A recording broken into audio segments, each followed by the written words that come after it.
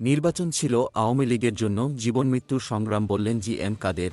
আওয়ামী লীগের জন্য নির্বাচন ছিল জীবনমৃত্যুর সংগ্রাম বলে জানিয়েছেন বিরোধী দলীয় নেতা ও জাতীয় পার্টির চেয়ারম্যান গোলাম মোহাম্মদ জি এম কাদের। তিনি বলেন, নির্বাচন করতে না পারলে আওয়ামী লীগের অস্তিত্ব সংকটে পড়ত।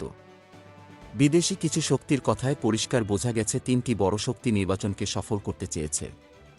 আরও কয়েকটি দেশ সরকারকে সমর্থন দিচ্ছিল। তারা সিরিয়াসভাবেই সরকারকে সমর্থন দিচ্ছিল। শনিবার ২৭ এপ্রিল দুপুরে রাজধানীর ইঞ্জিনিয়ার ইনস্টিটিউট মিলনায়তনে পার্টির বর্ধিত সভায় এসব কথা বলেন জি এম কাদের। জি এম কাদের বলেন, গত নির্বাচন গ্রহণযোগ্য হয়নি। সংসদে আমি বলেছি, নির্বাচন ভালো হয়নি। এমন বাস্তবতায় আর কোনো দল রাজনীতির মাঠে টিকবে না। সরকার আমাদের স্পেস দিচ্ছে না। আমরা নিয়মতান্ত্রিক আন্দোলন করছি, সরকারের সমালোচনা করছি। আমাদের দাঁড়াতে দেয়া হচ্ছে না। আমাকে দোষ দিয়ে নিজেদের দোষ ঢাকার চেষ্টা করছে বিএনপি, দাবি করে জি এম কাদের বলেন। বিএনপি বলছে, আমি নির্বাচনে না গেলেই নাকি নির্বাচন বানচাল হতো আর তারা ক্ষমতায় আসতে পারত।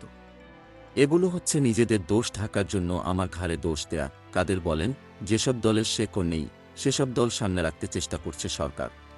নির্বাচনে ওই সব দলের পরিণতি কি? কিংস পার্টিগুলোর কি হয়েছে? ১৪ দলীয় জোটের কি অবস্থা?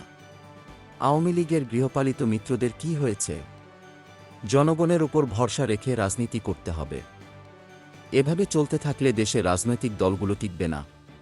এতে দেশে চরমপন্থার আবির্ভাব হতে পারে। তাই রাজনীতি করতে হবে হয় গলায় ফুলের মালা, না হয় ফাঁসির রশি। এটা যারা গ্রহণ করতে পারবে তারাই রাজনীতিতে সফল হতে পারবে। আওয়ামী লীগ তাদের রাজনৈতিক চরিত্র হারিয়েছে, দাবি করে জি এম কাদের বলেন। এবারও আওয়ামী লীগ চেয়েছে এমন লোকজন যারা প্রথম আনুগত্য করবে তাদের কাছে, আর দ্বিতীয় আনুগত্য করবে আমাদের কাছে। অনেকেই পোস্টারে ছবি দেয় না, জাতীয় পার্টির নাম ব্যবহার করে না, কিন্তু জাতীয় পার্টির প্ল্যাটফর্ম ব্যবহার করে। Golam Mostafa, desk report, BE news.